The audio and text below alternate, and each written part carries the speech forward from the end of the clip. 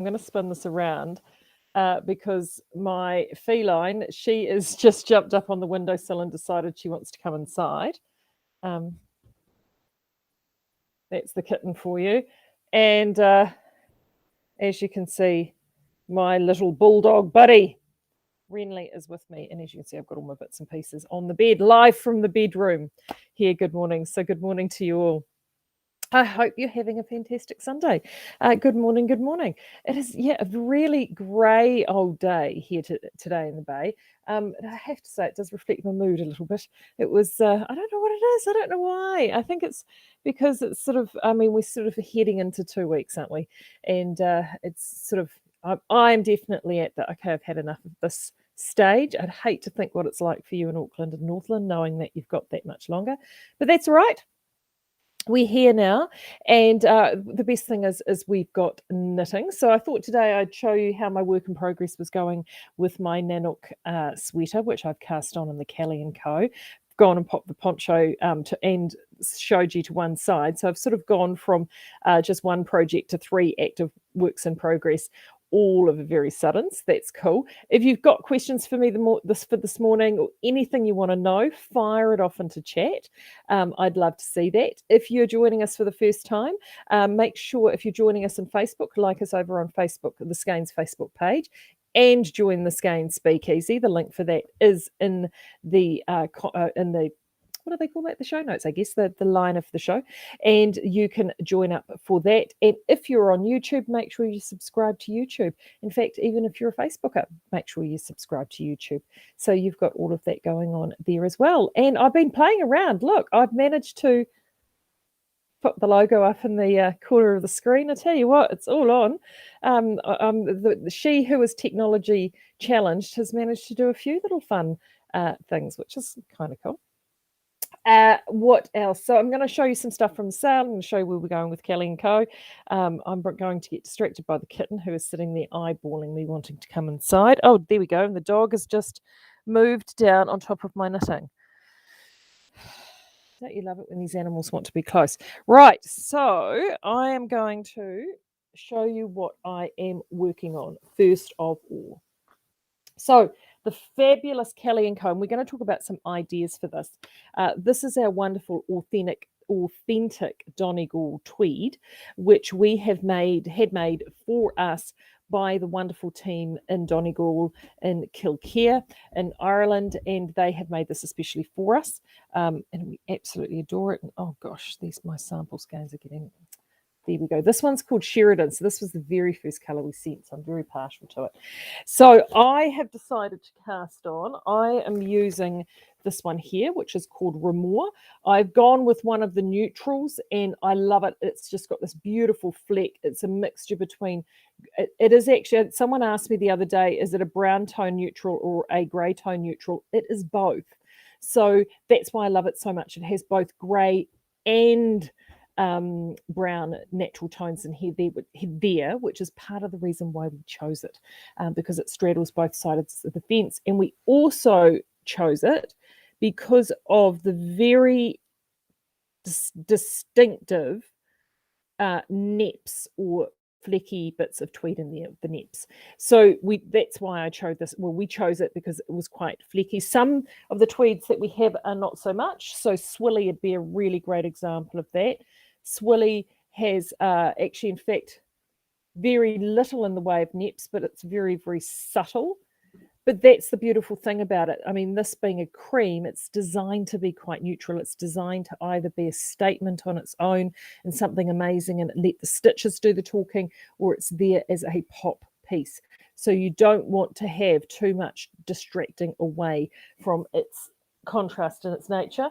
And then we've got others that have got really contrasting pops to them.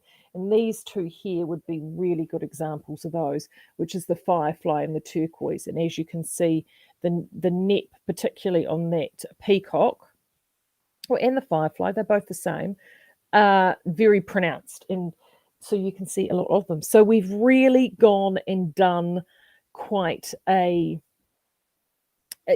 selection across the top. Now, I've got a question. We'll do that. Do that again. Oh gosh, a couple of questions. Right, the first, Hey. Oh, Charles. Hello. Good morning, Charles. I need to text you when we're done because I want to get you back on for next week. Does everyone want Charles next week? You tell Charles in the chat. You tell Charles in the chat that you want Charles for next week because we will try and get you on, Charles. It'll be fabulous to have you back. Shearer's Pizza. Okay, remind me, Denise. I will give you the recipe for Shearer's Pizza. That was a recipe I did last Quarantine Diaries. It was an absolute smash hit. It is a real favourite in this house, and it is just a real pantry buster and fridge buster. It's a great one. Maureen has got a question. Her question is the Rambler is coming along nicely, but the floats are making her rethink about how many stitches to have between each cover. How do you keep your floats invisible? I did. That's a really good question, Maureen. Let me go and get mine out because it is literally, I'm in the bedroom, so it is only just on the other side of the bed where it is. So let me go and grab that. I think I did, from memory, I kept my floats to around no more than 4 stitches. So let me just go and grab that.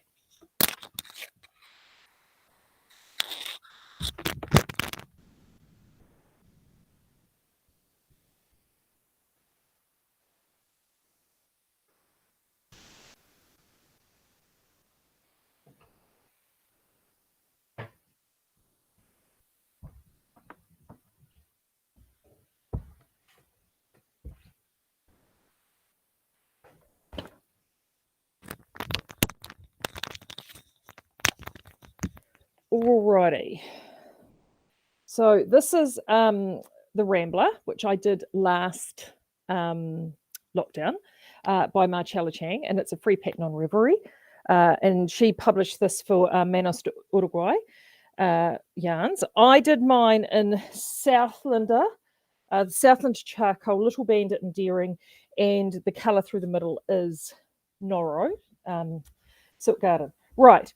Now these are, I think, yeah, so here's my float. I'm just going to spin, I'm just turning this inside out. Now, bearing in mind that it hasn't been depulled or anything. So there are my floats, Maureen. There.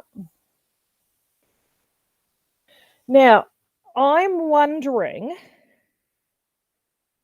the one thing with this, in terms of the floats, I didn't twist my floats, if that makes sense. A lot of people do. I twisted my floats for a long time.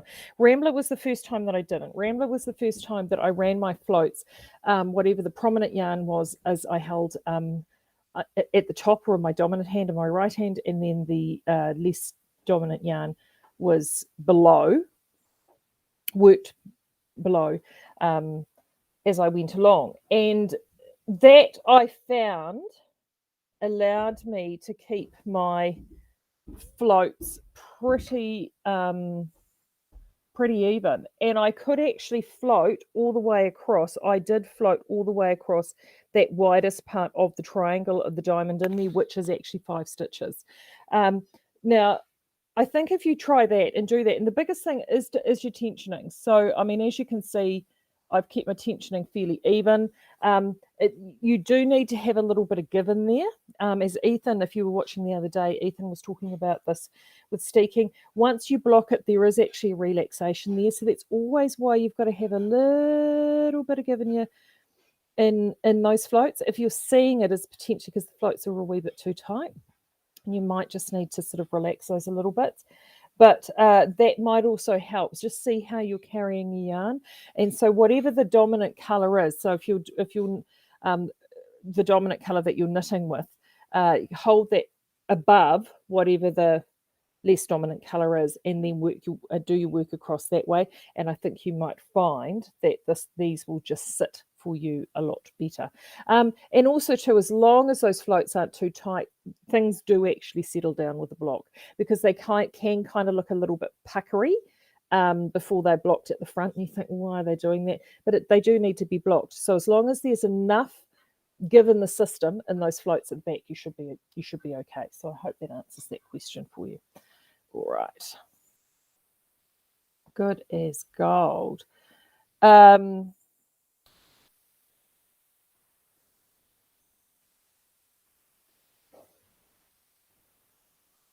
Right, very good. Everyone wants, please bring Charles back. Right, Charles, there you go, you're coming back.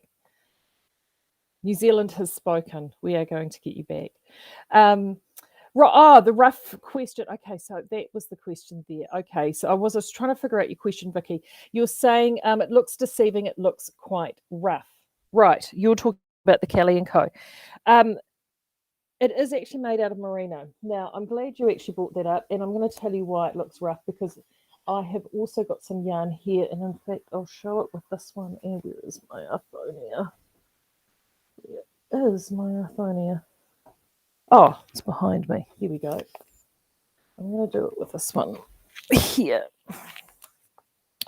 The reason it looks that way, the reason it looks quite rough, is the Donegal tweed is made using a woolen spun process. So there are two main processes, and well, there's several processes to make hand knitting yarn, but the two most common are woolen spun and worsted spun. So worsted spun is what we do. Our mill is a worsted and semi-worsted mill, and we also do what we call ring spinning. So ring spinning is like our mohairs with a wrap that goes around the outside, or wrap spinning rather, and ring spinning is around a ring. All very technical, but they're all part of the worsted process. The woolen spun process is what we call a short fibre process, and it's a process whereby you are taking shorter fibres and you are actually blending them, giving them a little bounce around and blending them together, fluffing them all up, and then laying them all out flat in order to create a yarn. So that is how they get all those flecks and neps into the yarn, and it holds together. And you quite often see woolen spun processes in things like tweeds. You see them in things, often possum yarns are using a woolen spun process. The only downside with a woolen spun process often is with fibre is you have to use more of something to get the same effect. Whereas we use a worsted spun process, which is where you take a longer staple of fibre and you line them all up together, and then you add twists to them. So I've got two yarns here. This is actually, I'm going to talk about this a little later. This is our new vintage colour, which is called Cagney. And as you can see, that one is worsted spun and this one is woolen spun. And as you say, this one, you can see this looks lovely and smooth. This looks a little rougher.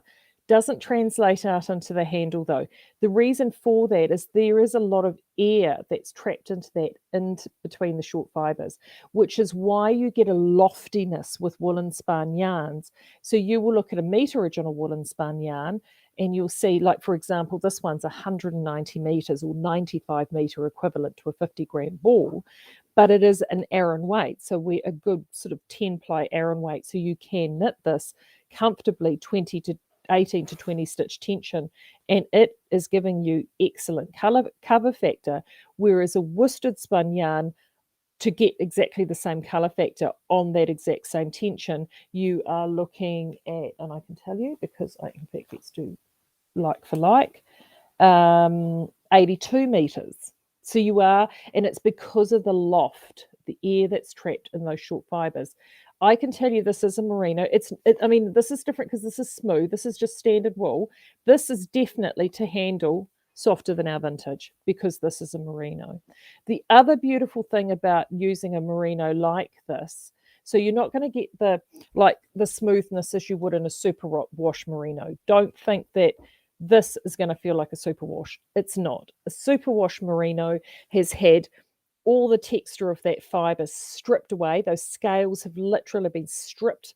The rough scales have been stripped off the outside of that fibre using a chemical process. The whole fibre has been essentially given a massive defoliation. Imagine it's like a facial scrub. It's like literally had all of that scrubbed off, so it stops it felting in the washing machine. So you get this very slinky, smooth fibre.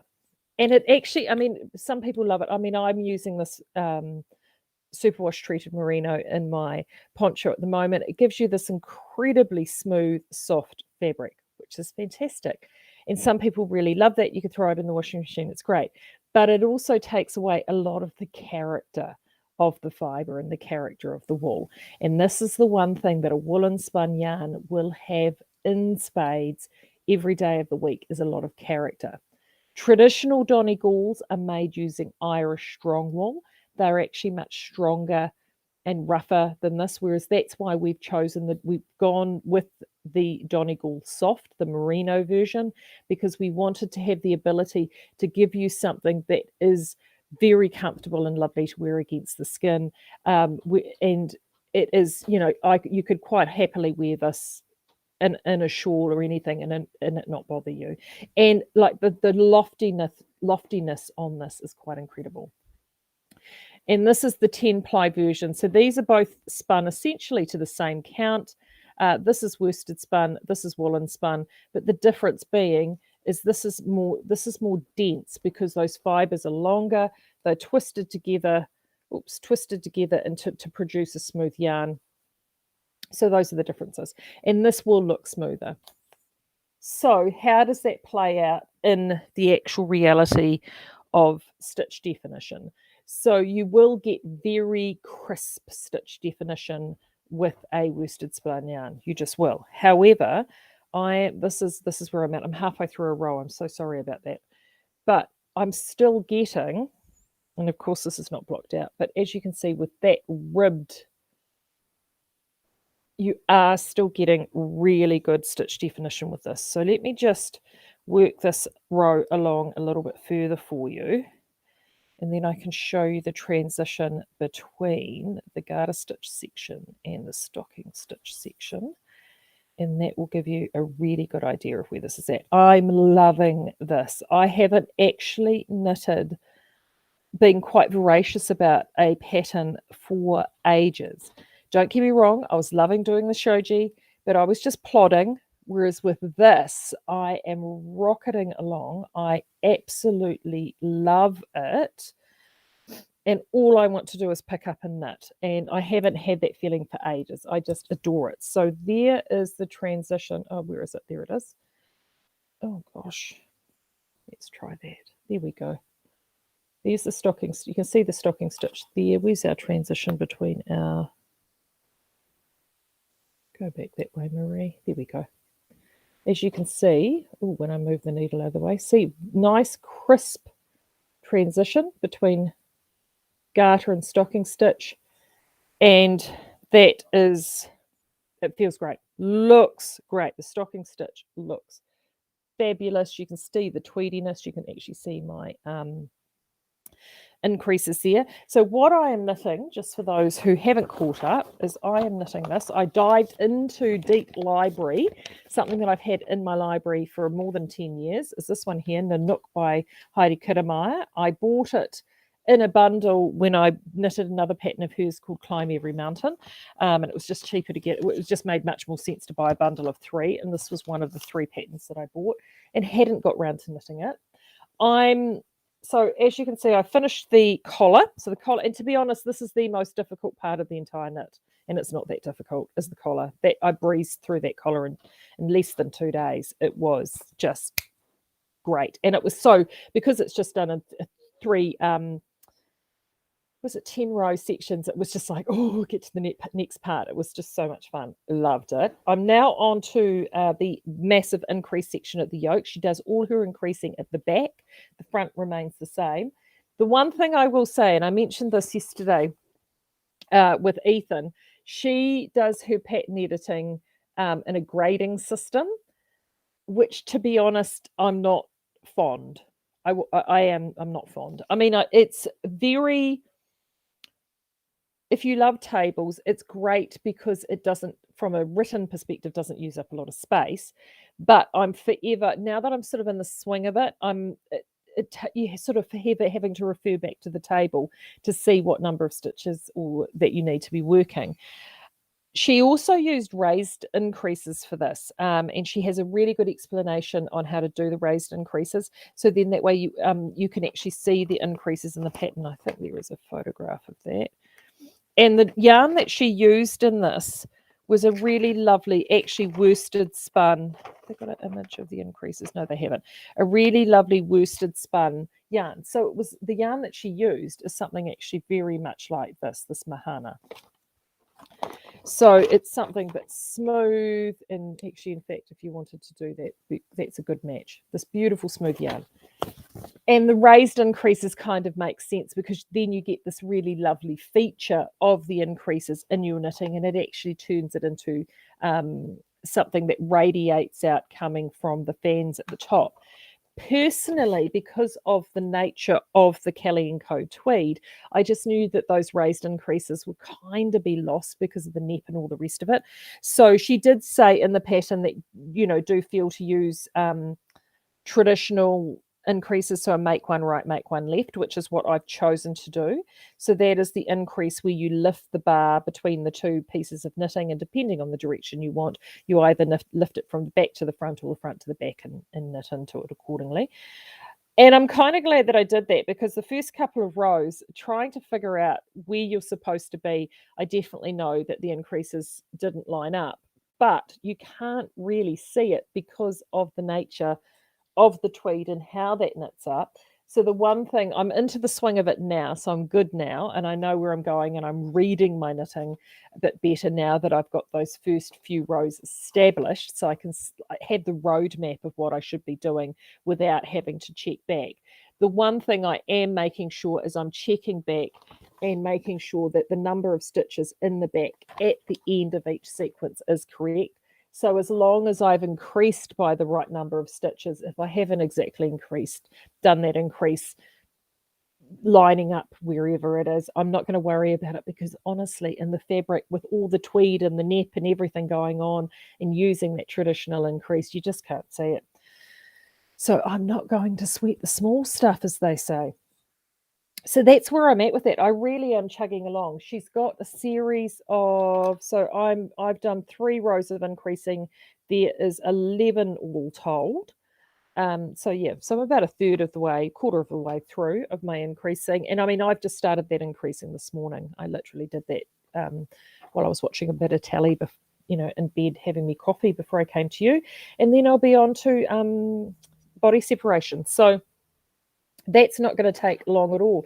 I have a feeling this is going to be a really quick, satisfying knit, which I'm excited about, because it means that I might actually get some wear out of this before the season's out. So that is loads of fun.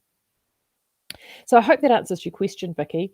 Very good. Right, Charles, I'm so texting you when we're off this, and we're going to catch up. And actually 11 o'clock is not too bad for you at all. Charles is over on the East Coast, so I think it's about 6 p.m. over there at the moment, thereabouts, isn't it, Charles? Sort of dinner time-ish. Awesome. Thank you, Kathy, for putting the Rambler sweater in there for us. Would the Donegal 5-ply be good for a floozy as well? Yeah. So just to fill you in on that, at this stage we've done the Aran weight. I know a few of you have asked about the finer weight. The finer weight essentially is a single of this. So it is actually a single yarn, and if I separate this out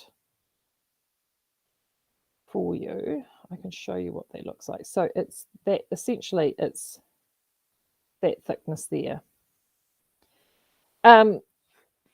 Claire and I had great discussions around this. At the stage we knew we could only do one version, and we wanted to do the Aran version because the sample we had knitted as a DK all the way up through to an Aran weight. So we knew that it would give you that version, which is great. So yes. So if you guys love this tweed so much and you want Kelly & Co to expand, the ability for us to spend into that single weight is there, but because we have to bring it in, we need to make sure we can do it. However, if you are looking for a woolen spun Rebel Light, and I'm so glad that someone else has gone and mentioned that, Rebel Light from Outlaw Yarn is that single weight, but it's not done in the singles yarn. So if you're looking for a woolen spun but in that finer weight, I would definitely go over to Outlaw and have a look at that Rebel Light, and make sure you get it before it all goes, because I know they're starting to get down to the last of it. Louise, can you please hold up the 3 green Donegal tweeds with the pale blue one? Oh yeah, of course, Louise, I can do that. Oh, for you, Louise, I can do that. Louise does the most amazing colour work, by the way. 1, 2, 3.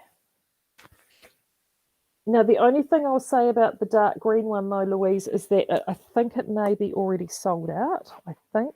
I'm not sure. Just check the website. That's. Oh, where's the light? There's the light. That's better with the light. How's that? That's not bad. Looks pretty good. I love it. Now, the other one I would potentially, I'm just going to pull that one out and put this one together for you just in case that green has gone. I know it's the one that's it with the dark blue. I just if you need an alternative, if you can't get hold of the dark green. There you go. Lovely. All right. The one I was, I think the one I was holding up, Carla, which is this. This is Ramor, Ramor. And what needle size am I using? I am using a 4.5 millimeter needle with this, which is I swatched this. I did one of my latest swatches. I did a 4mm, 4mm, 4.5, and 5mm. All of them were fabulous. But the 4.5 is the sweet spot for this yarn, a real sweet spot for this yarn. And it's actually part of the reason why I'm wearing this today. This is oatmeal from Libby. Libby mentioned this. She did a fantastic podcast over on the Truly Myrtle Hangout the other day, and she was talking about patterns that she's got that will work fabulously in this yarn. This was one of them. This was done in our heritage alpaca, alpaca organic merino. And this is also knitted on a 4.5 millimeter needle. And I got gauged with this, and I absolutely love this. I thrash this. I think the Kelly & Co will be fantastic in oatmeal. It's got this big wide V. Some people love the big wide V, some don't. I personally really like it. But one of the things I was thinking about actually this the other day, I've just got a cowl on at the moment. But one of the things that I'm actually inclined to do is I might even do it on this particular one, is I'm looking at picking up along here and knitting across some whisper fine, like that very fine mohair, and doing like a ruched sort of internal panel into there, which is all very kind of medieval, but I think it would look kind of fun. And I just know the petal in that with this would look kind of cool. So I'm thinking about that. It's Ramor, Ramor, Sandy, Ramor. Right.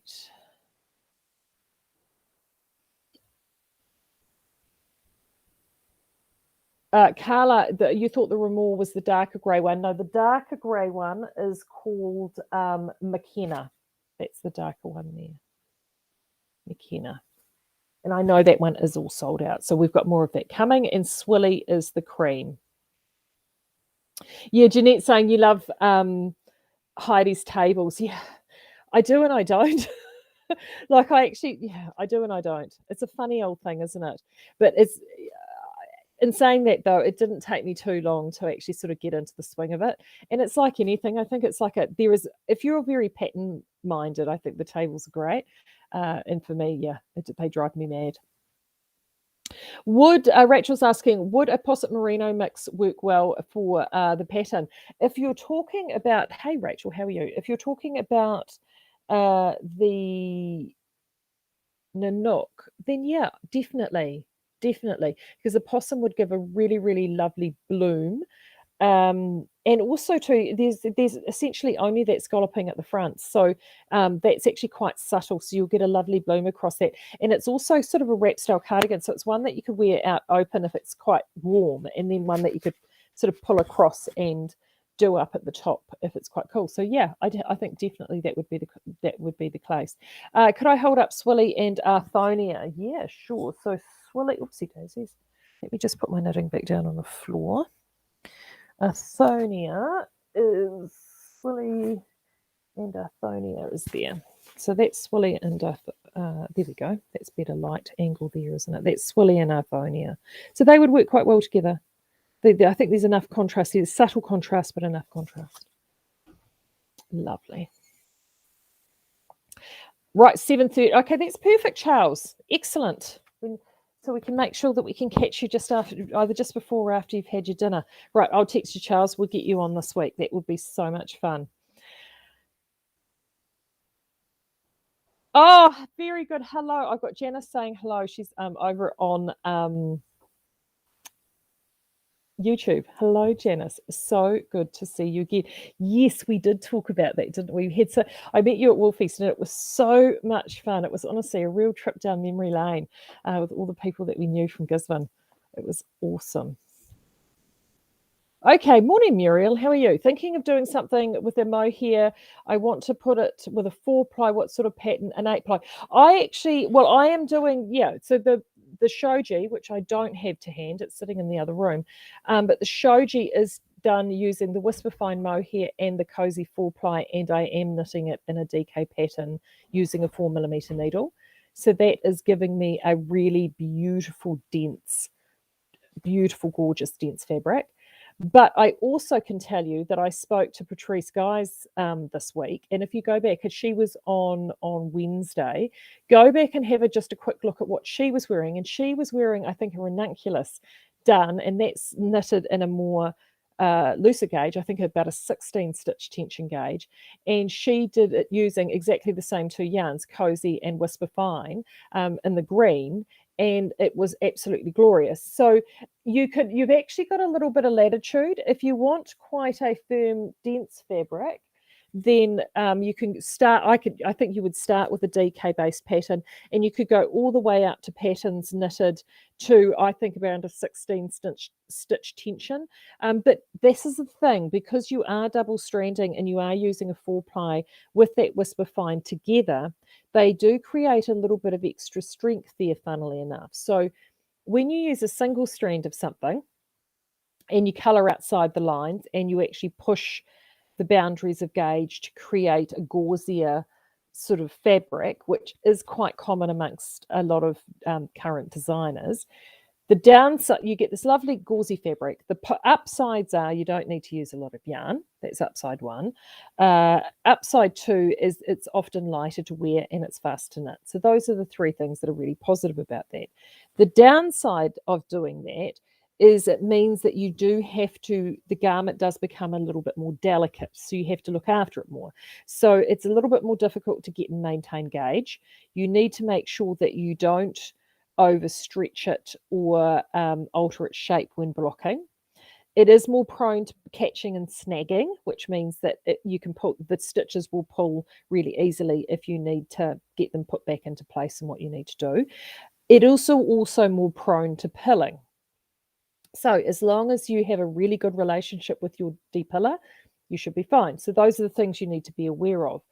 However, with double stranding of those garments, and this is why things like Love Note Ranunculus and the like can get away with those more exaggerated tensions, is the double stranding in itself with a wrap yarn as well as a second yarn actually gives the fabric itself extra strength and structure. So that actually helps to protect it against the stretching, against it will still catch. I have seen that, so you have to watch that, but it also helps with moving out of shape. It also helps with make it a little bit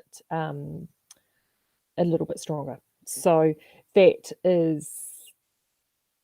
that's just something you have to be aware of. So yes, so in answer to your question, actually you've got lots of latitude there, Muriel. It just depends on the fabric that you want. If you want a lovely, lush, dense fabric, go for an 8-ply pattern. If you want something a little bit gauzier, you can push it out to a gauge. Look, you can even push out to a 14 stitch gauge. So yeah, and then the world's your oyster. You're looking at stuff from Tin Can Knits and Petite Knits and Boyland and what's Angela called, Drayry Knits. Yeah, there's a whole, the world's your oyster, really. It's what you sort of like the look of. Right. Rebecca, you've got Love Note, and what would you recommend? Love Note, yeah. So Love Note is I have done Love Note in Cozy. Oh no, I haven't. Sorry, shut up. I've done Love Note in Cove. Do you want to see the? I'll go and get it. It's just in the wardrobe.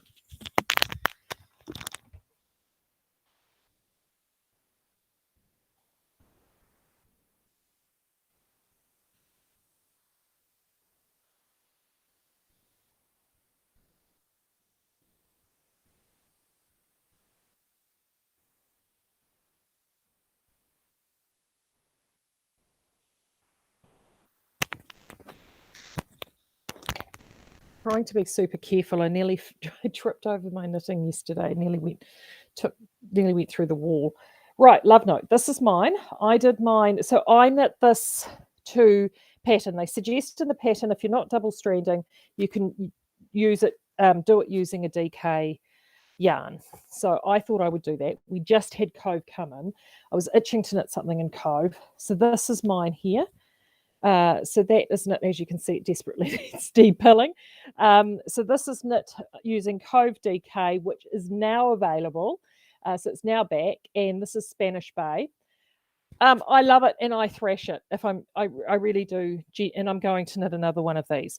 The one thing that I will say about this, and as you can see with you need to have a really intimate relationship with your depiller, which with this garment I certainly do. I do have to literally depill it probably every 2 wearings, and it's got nothing to do with the quality of the yarn and everything to do with the gauge that the designer's knitted in, and that's just the nature of the beast. And you know what? I don't care. I don't care because I love it. I thrash it. It looks great on. I feel good when I'm wearing it. And if I have to run my little buzzer over it to every couple of wears to have it still looking $1 million, then so be it.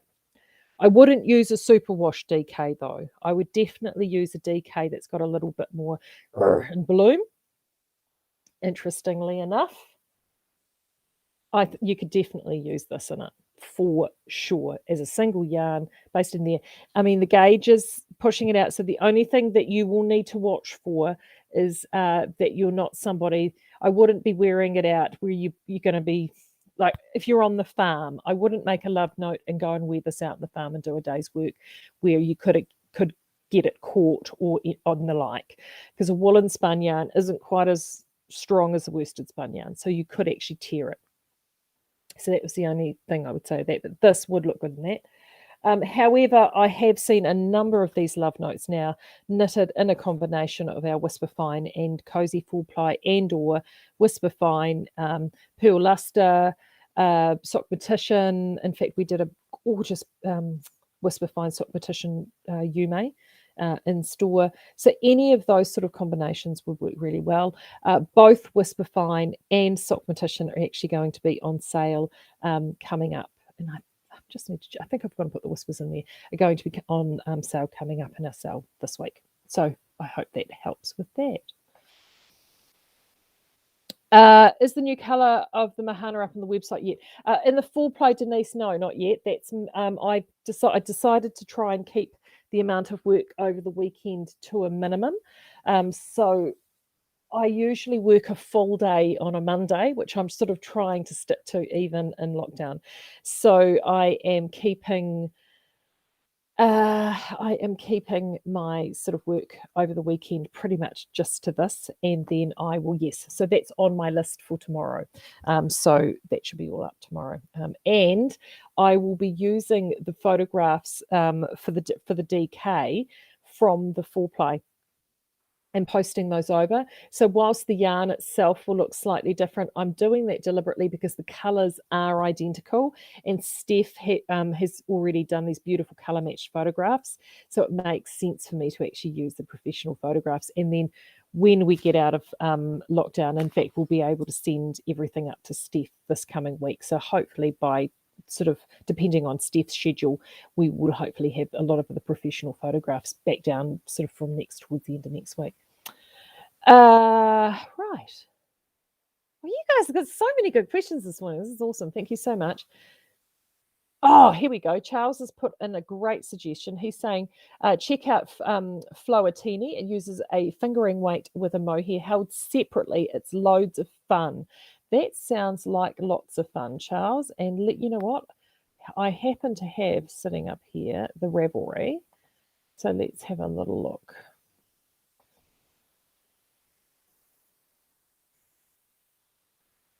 Right. Oh, stop it. You are right, Charles. Charles is always right. Okay. Let's put that in there. So that's it there. You are right. It is a gorgeous shawl with this lovely, so yes, oh, absolutely gorgeous. You are right, Charles. That is glorious. And so that's a very beautiful, natural, neutral looking one, which is great because, of course, we have those naturals and neutrals in Whisper Fine. But look, it also comes in different brights as well. So this would be a fantastic option if you've got those unicorn skeins. If you're lucky enough to have unicorn skeins sitting in your stash of those fingering weight 4-ply yarns, that you just fell in love with when you went to a show, or you just couldn't, you had a weak moment on a stocking and you bought something. This would be a perfect way to use those up. Absolutely. Oh, yeah, that's an awesome selection. Absolutely fantastic. Love it. Thank you, Charles. That's awesome. Right.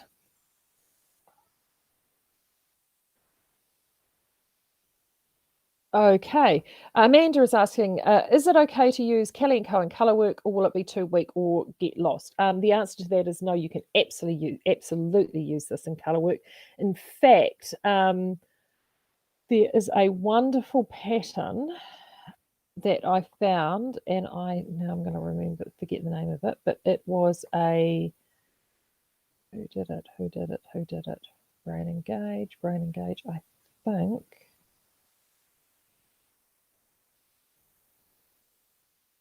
it was Kate Davies.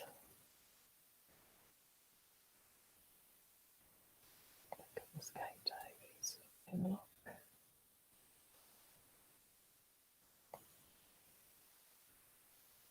I am looking, and I'm shocking. I bookmarked it because I thought, haha, this is one that I think will be absolutely cracking for this yarn. And it actually was knitted in a tweed yarn, which is how I stumbled across it. It was knitted in a tweed yarn and it was Colorwork. And I thought, boom, that's perfect. I think we would definitely have a look at that. I'm just doing the big scroll through. And I know that it had I think it was a Celtic name. So that's why I can't remember it because of the Celtic name.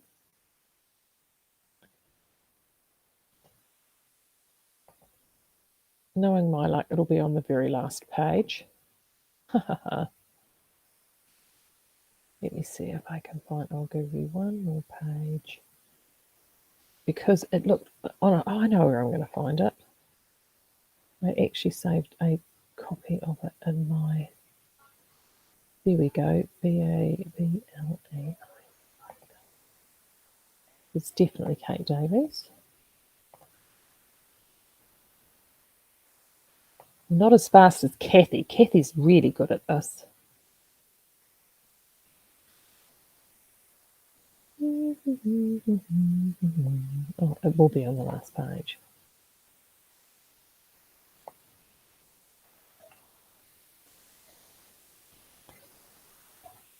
Okay. Boom. There it is. Typical. This is it here. And it definitely uses Colorwork. And it uses exactly the same weight of yarn that we're using here. And as you can see, it's glorious. It's absolutely glorious. I just think it's super, super, super cute. And it would look fantastic with, if she gets them. We don't have quite, so I had a couple of options that I thought you could do. Oopsie daisies. So, as you can see, it is the cutest thing. Is that not the cutest thing you've ever seen? And let me just do this. Right. So there are your Colorwork. That's your Colorwork. There we go. Your Colorwork portion right there. And in terms of main colour, there's the peacock there. Stop it. If you didn't want to go quite that bright, then I think Sheridan is just absolutely fantastic. And then if you wanted to go down the natural pathway, because you wouldn't have to do a colour if you didn't want to, but there you go, that's the remore that I'm doing, would still look equally as good. So yes, to answer your question, yes, and I am going to do suggestions for colour work with Kelly & Co. And it won't be too weak. I mean, that's why we've been a little bit resistant about bringing the finer one in at this stage, because of course we, as New Zealand Kiwi knitters, we're not as used to using these yarns because worsted spun is what is most predominant down here. But there are designs written for woolen. I mean, woolen spun is more predominant in the Northern Hemisphere, particularly in the European tradition, than what worsted spun is for us down here. So yeah, you could definitely use it. Lovely. Everyone's so chatty this morning. This is awesome. Currently knitting the Lodge Teply. It also has those neps. Can you suggest another shade in Kelly & Co that would go with the red other than the pale shade in the Kelly & Co? So you've obviously got the red, either the Scoria or the Tarawera, which were the two reds in the Lodge. I would definitely, Athonia would go. So this one here, oh, sorry, that's Swilly, you didn't want that one. So the grey would go. I also think this would go too with the red. And definitely Sheridan would go, which is that dark blue. I think that would look quite amazing if you wanted to go the other direction. And if you were bold, and I think this would look incredible, only because there are little red neps in here, but if you were bold, that's the Dariana, would look amazing. Be bold. Be bold. All right.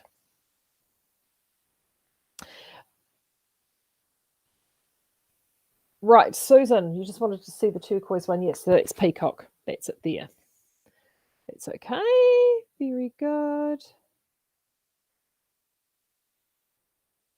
Everyone. Oh, thank you, Kathy. Kathy just put the Floatini in there as well as Charles, because I think he was like, and Blythen. Yes, it was Blythen.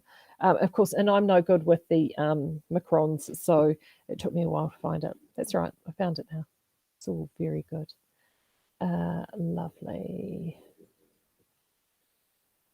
Awesome. Kathy's gone on. I'm glad you put Kate Davies' design collection up in there, Kathy.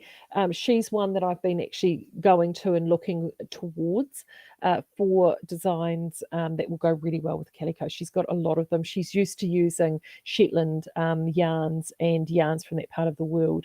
So Carol Feller is an Irish designer that I've mentioned.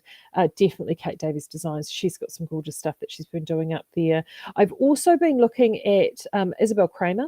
A lot of the Isabel Kramer, I mean, she uses whilst a lot of worsted spun yarns, but a lot of hers can be easily translated across into these yarns. And in fact, she's done a few designs in Blackstone tweed, which is a discontinued yarn by Barocco. So if you ever look up Blackstone tweed by Barocco under the yarn section, Reverie, and then go to the pattern ideas. With it. In fact, I'll show you that because I'm sitting right here, because that is another yarn. It's a yarn that's a slightly different composition, but the construction is almost identical, and in the weight is identical. Let me pull that up for you. Here it is. Yeah, so this was an Aran weight, an Aran tweed. It had, it's also a 10 ply. It had mohair in it, so I'll just pull this up in here for you. There we go. So this is it here. And I actually had some of this back in the day. I bought some on one of my trips away. Barocco, in fact, the poncho that I'm using, that I'm knitting at the moment, has a couple of Barocco yarns in it. And Barocco are great, actually, because they would gather and source yarns from all around the world from different mills, and they really loved colour and texture. The other reason I was quite fond of Barocco is Noir was in their design studio for years and years and years. So she, and of course, as many of you know, I'm a huge Noir fan. So this yarn is very, and you can even see with this one here, is very, very similar to the Kelly & Co. So if you go into this page, if you've not done this before, this is a really great idea. If you're looking for inspiration, go to this tab here called Pattern Ideas. And voila, these are all the patterns for this yarn. So there we go. So this is one here from Cerealia Rose. Gorgeous little vest. And I mean, look at that. Absolutely perfect for that wee vest. What else have we got in there? See. There's some Jared Flood there. Oh, there we go. Here's one by Heidi Kiramai, who I'm knitting right now. And that would, I think, look incredible with the Sheridan. So this is a really, really good way to actually, even though we may not have designs published in this yarn, you are able to find designs that will work really well. This one here is another one. A lot of the Barocco designs, and this is the beautiful thing about Barocco, a lot of those Barocco designs, there are no charge for them. So it's, yeah, that is definitely one you can use. Anna's asking, could you use Cove for oatmeal? Absolutely. Cove will be a fantastic yarn to use oatmeal in. In fact, this yarn is in the Cove yarn were identical counts and identical constructions. In Cove, this new batch of Cove has got more merino in it, whereas the first batch, if you've got the first batch, that had more alpaca. This one's still got alpaca. That's what makes it the lovely dark colour, but there is actually more merino in it, and it will make a beautiful plush oatmeal. Absolutely gorgeous. Absolutely gorgeous. Oh, Sam Dickerson is saying Blythen is steeked using a cool technique called the steak sandwich. Did come out quite thick for a child size, so will probably go up next time. Sam, that's really fantastic. See, I've not knitted it, so I don't know. That's great, because we were talking steaking actually. Sorry, I'll just have some coffee. We were talking steaking yesterday with Ethan, and I've done a few different steaks, but I don't do a massive amount of steaking. But I have to say, the first steak is always the first. It's like the first cut is the deepest. The first steak is the hardest. Once you've done that first one though, and you realise that the world is not going to stop spinning on its axis because you've taken a set of scissors to your knitting, it really is quite amazing. And I've quite often used the crocheted method, but it depends on the yarn. If I've got a really toothy yarn, I haven't even bothered. I've just made sure that I've put in a decent steeked amount of, generally, if it's Colorwork, I'll do a 1x1 rib. If it's just plain, I'll just do it plain. But I put in and I generally will do it as a ribbing, actually, but enough in the center, and then I will go up through the center of those, and then I will often whip stitch those down. And if it is a really big grippy yarn, like South into Sport, like any of the Jamison and Smith sort of two-plies, you generally don't have to worry. Woolen Spuns, Rebel works, like Rebel from Outlaw is a really good one for steaking because it's got nice and toothy. Right. Barbara, love my coffee cup. Yeah, I know. So I got that. So these cups are made special edition for Stephen B. So this is, and I actually bought one of these for Claire as well. So she's got this one at work. So she's got one of these at work, and I have mine at home. I keep forgetting that that's on there, which is dreadful. I have actually a series now of what I would call profane coffee cups. This is one of them, and my cousin, who is responsible for the dipping of the Fountain of Youth, it's one of her favorite things is to buy me profane cups. The one she gave me one just recently that she was saving to give me later on, but she knew she had to give it to me earlier. I've got another one that says bitch please, and I've got one more. And I've got one from Deb from Outlaw that says effing birds on it. I know, shocking. Except the effing birds cup, my youngest son loves because it's a huge big mug, like a massive mug. And he loves drinking big milky cups of milky tea. So I'm always trying to find that cup, and he's got it. Oh, that's better, wet the whistle. Right. Okay. Now, what else? Okay. Partly, I'm going to have to do more of this and show you more of this tomorrow. I did before we do head off. So the Kelly & Co, before I forget, you can pre-order that now. Yeah, let's fill you in case you weren't here yesterday. So you can order the Kelly & Co now. We are going to... What are we going to be doing? We're going to... everything has been picked and packed because Damien has been at the warehouse just picking and packing, which he is allowed to do. We've got permission in level 4 to have him at the warehouse. We're just not allowed to send anything out until level 3, except for our blankets. So he has, while he's been there on deck, he has been just making sure that those have been up and ready. So anything that has been coming in will be going out the door first thing on, we'll be, trust me, phoning the courier first thing on Wednesday morning and getting them to do a morning pickup as well, first thing. So hopefully you'll start seeing those orders arriving on your doorstep sort of from Thursday and Friday. And of course the sale starts on Wednesday. So it's going to be all on this coming week. But we are, the nice thing is at least we are caught up, which will help. So the Kelly & Co, you can get at any time. So they will be heading out the door. So if you've already pre-ordered, you'll be getting yours soon. So it was good to see, Louise, that you did pick up that darker one already. So, and that's the Kelly & Co. So that's not going to be in the sale. So you don't have to worry about that. And we have got the second amount of that. So if you've missed out on Morn or McKenna, they will be coming back in with our sea freighted one, which actually left Ireland a couple of days ago, left the port of Belfast, I think on Friday, our time. So that's fantastic. So that is well and truly on its way. Right. In the sale, we have, and in fact, since I've already showed you the Cagney, I will just show you these and I'll save some up for maybe tomorrow, no, Tuesday. We'll have a big preview with Claire on Tuesday, but I will show you this. So we did do a little, we've had this limited edition collection on the board, Miss Ford, for us to do with vintage, no word of a lie, for 3 years. It's and it sort of kept getting pushed back to moved around and all the rest of it. So here it is here. And this is actually the base yarn. This is the undyed base, and it's cool, and it's this beautiful soft grey marl. And we just wanted to do it as a limited edition. We've done it as both a DK and a 10-ply to go with our vintage DK and our vintage abroad 10-ply. But this is the New Zealand version, so this has all been grown and spun here in our local mill. And it's just a limited edition. We just wanted to test it out and have a little bit of fun. So we've called this the Noir collection, like film Noir. So this one is called Cagney.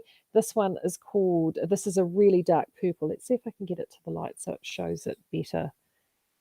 Oh, there we go. That's not bad. So that is a really dark, rich, and right on the cusp of maroon and purple. It's glorious. That's called Olivier. This is a gorgeous orchidy color, and it's unlike the, it's got a subtle, see, you can see there's little subtle gradations of color in there. That one's called Hepburn. We've also got a deep red version, which is a much, much richer red than our carmine. So this is even deeper and richer again. This one's Monroe. And then we've got this one, and I'm going to show you this compared to the Cagney. So this is more sort of slightly flatter, so not a flatter, it's not a rice but so this is the base yarn there, but we've also just popped a wee bit of grey over the top, and you see that? So it's actually just sort of smoothed that out. It's sort of a blue grey, but you've still got a little bit of that grain coming through. This one's called Bogart. This one I think would be great with if you're doing some colour work. So if you're wanting to add some colour work and this is, again, they're all in DK and 4-ply. So if you're wanting to add in, see, this would look beautiful with eggshell. It would look great with any of the other colours that we've got. So all of those are coming up. So if you're a vintage fan, in fact, I just look at that with the Olivier. Oh, yum. If you're a vintage fan, they're definitely worth getting into the stash. All the vintage, we're doing our pack promotion this time on all the vintage yarns. So that is on vintage DK and on vintage 10-ply. And it's all going to be $5 a ball and $40 a pack. Wahoo. So that's on both of those weights. So especially if you do a bit of charity knitting and you want a really good quality wool yarn, New Zealand wool yarn, or New Zealand grown yarn with the abroad. We make it with our partner in India. But the yarn is fantastic and it's absolutely amazing. So that is going to be our super pack special, plus a couple of other special things as well. But not everything is on the specials page yet. I've got to do, as I said, tomorrow's my big loading day. I've got photography to get up and new codes to load in. Claire did those for me on Friday.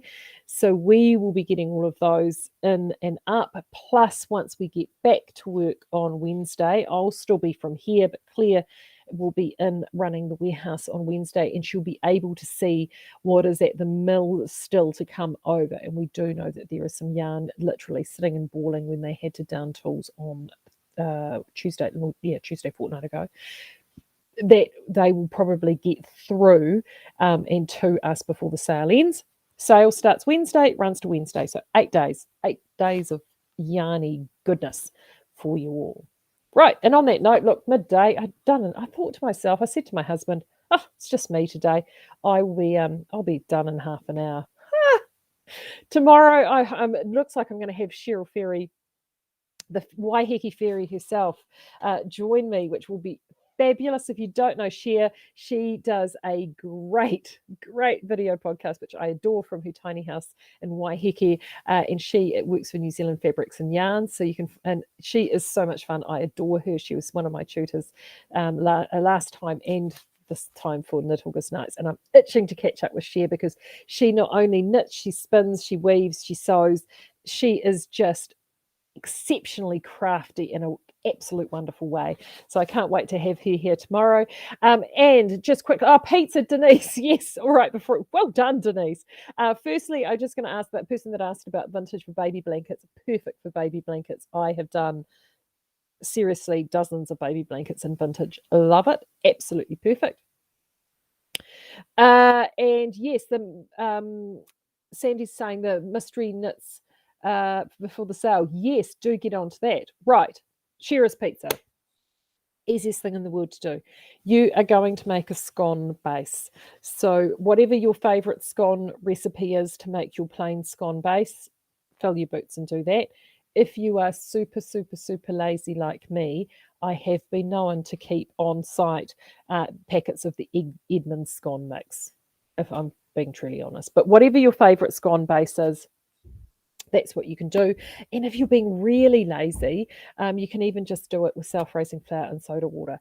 That will work as well. But that's what you're doing. You're doing a scone base. Then you flatten your scone base out into a tray, nice, whatever size, however you want to make your pizza, and sort of not too thick, but sort of about yo thick. So what's that, about a centimetre thick? Then on that, you then need to lay a tomato sauce base. And when I say tomato sauce base, when I grew up, it was good old Watties tomato sauce, but it's whatever the sauce that you want. So a standard tomato sauce, tomato ketchup, barbecue sauce works really well, actually. But anything that is a traditional sort of ketchup or sauce base that's sort of not sort of sweet and sour, which is what a sauce is, right? It's just thin layer of that. Then you've got sort of your cheesy layer on top, and this is the magic. So the next thing is take one onion, sort of an average medium-sized onion. You want to dice that very finely, pop that into a bowl with a cup of grated cheese, tasty cheese, Edam, whatever floats your boat. Also into that you want one egg, crack one egg, and then whatever seasoning you want to use. So salt, pepper, I find a little bit of mixed herbs can work quite well, or parsley, if you've got some parsley, some finely chopped parsley into there, if you want to add a little bit of colour. Mix all of that together and you will have this sort of oniony, eggy, cheesy sort of a mix. Lay that out over the top of your pizza. If you want to add any bacon or ham or salami or anything like that, you can cut that up really finely and actually lay that up over the top at that stage. Pop it all into a medium oven. So that's 180 degrees, standard bake, 160 fan forced, or if for the Americans. Hey Thomas, how are you? 350 Fahrenheit, if you were looking for Fahrenheit, into a moderate oven, and you want it in there. It generally takes around, just keep an eye on it, but it's usually around 15 minutes, 15 to 20 minutes, and it's really until that egg layer will actually puff up, and you get a nice sort of just gentle golden. You just want to make sure the egg layer is cooked, and that's it. So when you cut into it, it's kind of like a cross between pizza meets quiche, really. It's a crazy sort of thing, but it's all the, yeah, and it's saying you can actually grate the onion if you want the onion really fine. Definitely. Or if you don't want the onion particularly strong, if you can't tolerate strong onion, I find spring onion works really, really well as an alternative. Or you can whip the onion out completely, not have onion in there at all, just have the grated cheese and the egg, and actually a little bit of chives will soften that down as well. The whole trick is that marriage between the egg and the cheese, because it just sort of puffs it all up. And that is my mother's Shearer's pizza. Just one egg, Janet. That's all it takes, just one egg. And that will make, I mean, I can do one of those and that will feed our family of 4. The other variation that my mum used to do, if she didn't want to do it, if she wanted to have it more hearty and feed it more, and don't die, especially for the Americans watching, because I know there are a few of you there. The other thing my mum would do is she would take out the regular tomato sauce, ketchup base, and she would replace that with a can of what is spaghetti. Yes, I know, spaghetti. And she would mix that out and then add the cheesy mixture on top. Onion relish would work, yeah, anything like that, whatever floats your boat with a sort of flavour at the bottom. And seriously, she would put that in there, and it would get absolutely woofed up. I haven't actually, whenever I do it for my boys here, they love it. And my boys don't know it as Shearer's pizza. They just call it Nana's pizza, because my mum's the one that makes it for them. So that is one of those crazy recipes. Right. Thank you very much for reminding me, Denise. So make sure you join me tomorrow. I will be back here, same back time, same back channel, and hopefully you enjoy the rest of your Sunday. Take care.